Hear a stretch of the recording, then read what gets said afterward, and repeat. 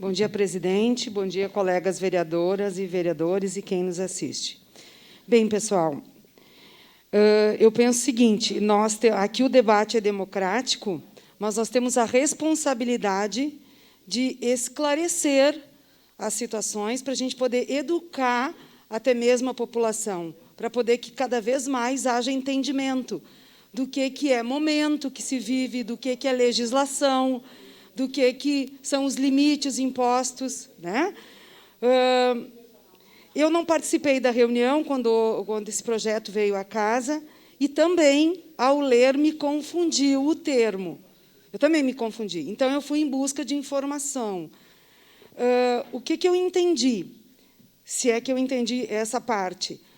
Talvez o termo tenha sido em função de que ele vai ter que comprovar o Tribunal de Contas a questão retroativa.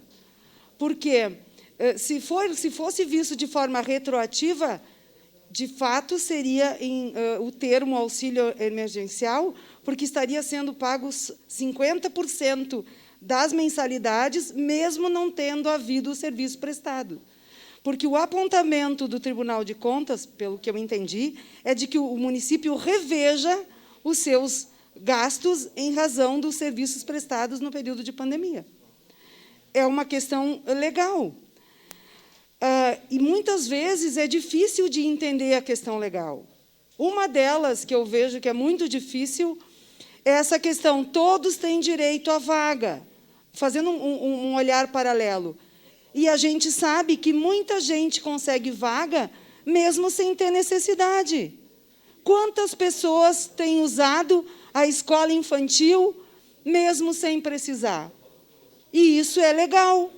A judicialização tem ocupado muita vaga no município, que talvez, vereador Rafael, mais gente pudesse ser atendida, né? Então, isso também é legal. Né? Então, tem coisas que, para nós, é difícil de entender. Porque, num momento complicado como esse, e a gente sabendo do problema que a gente já vive na educação infantil, seria importante manter essas vagas, né? Essas escolas mais, no caso, acolhidas, para poder não ter um problema ali na frente.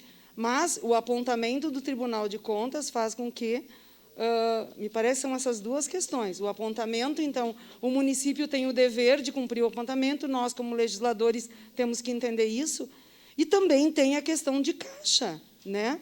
Na verdade, como foi dito pelo vereador Périco, quem emite moeda é o governo federal. Então, teria que haver um auxílio mais reforçado ainda em relação à educação. Muitas vezes, o município já tem feito, a saúde é um exemplo, tem pago mais do que seria previsto condicionalmente para poder acolher. O que foi toda a questão da época da instalação da oncologia no Hospital Geral? O município abraçou. Só que abraçando, e o orçamento, com essa previsão, né, lá no final do ano, de rombo nas contas, é uma irresponsabilidade também. Então, a gente vive um momento muito difícil. Para essas escolas particulares que estão recebendo esse valor do município, elas estão melhor acolhidas dos que são totalmente privadas e não estão recebendo nada. É muito triste, mas é a realidade, né? Então, não adianta nós ficar achando culpado, jogando para cá, jogando para lá, e nós temos que, de fato, é difícil, né? Nós queríamos, a gente tinha ideia, assim, quem sabe 3 meses essa situação passa, mas não passou, né? Então, seguindo a rigor o que a lei coloca, o apontamento do Ministério, uma outra forma talvez seria senta com o Ministério Público, senta com o Tribunal de Contas, né, combina que vai haver um pagamento dentro dos custos que as escolas estão tendo para manter professor, para manter água, luz, mas assim, são coisas para negociar.